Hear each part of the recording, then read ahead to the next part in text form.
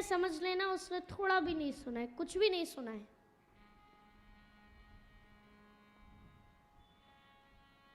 एक चोर का बेटा था, वो चोरी करने जा रहा था।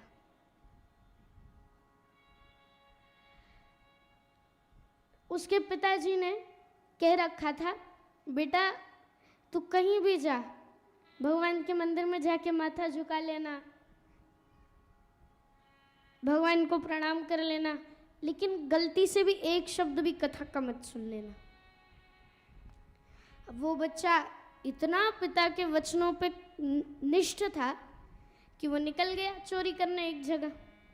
वो चोरी करने जा ही रहा था, उसी समय रास्ते में जंगल का रास्ता था, कथा चल रही थी। सुनसान रास्ता था बिल्कुल, लेकिन वहां भी हजारों की भीड़ में कथा चल रही है।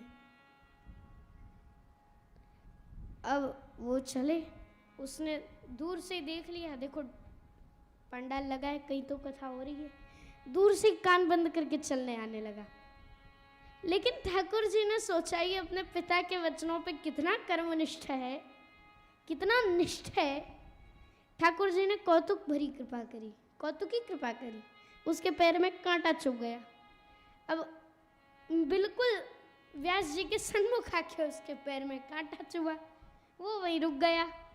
अब पैर में कांटा चुभा, चले कैसे वो? कांटा निकालने के लिए एक कान में से तो उंगली निकालनी पड़ेगी। कांटा निकाला, तब तक उतनी ही क्षण में उसने सुन लिया, परमात्मा चारों ओर है। जो लोग समझ रहे हैं ना, घर का दरवाजा बंद है तो कोई नहीं देख रहा है, भैया तुम्हारे अंदर बैठा तुम्हारा भगवान ही तुम्हें देख रहा है।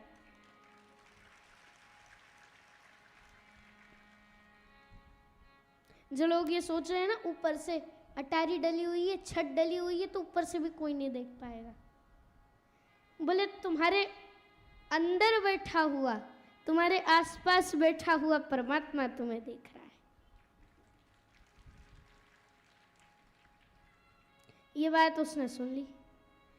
अब वो बच्चा वापस कान में उंगली डाल के आ गए। अब एक बार वो अपने पिताजी के साथ चोरी करने गया आम के खेत में।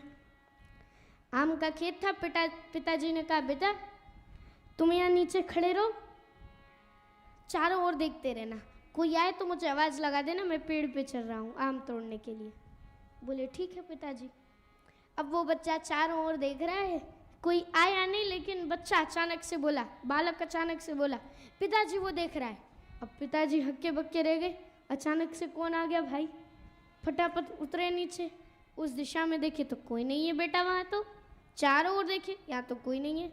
बोले पिताजी मैंने कथा में सुना है कि एक परमात्मा है, वो चारों ओर से तुम्हें देख रहा है। ऐसी कारगर है मैया कथा।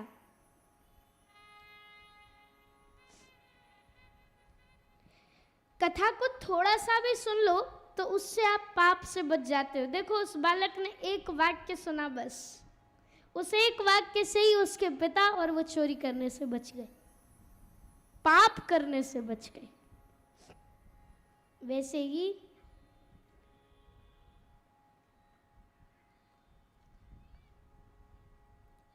बेटा मैया कुछ भी हो जाए, लेकिन कथा तो श्रवण करो ही करो।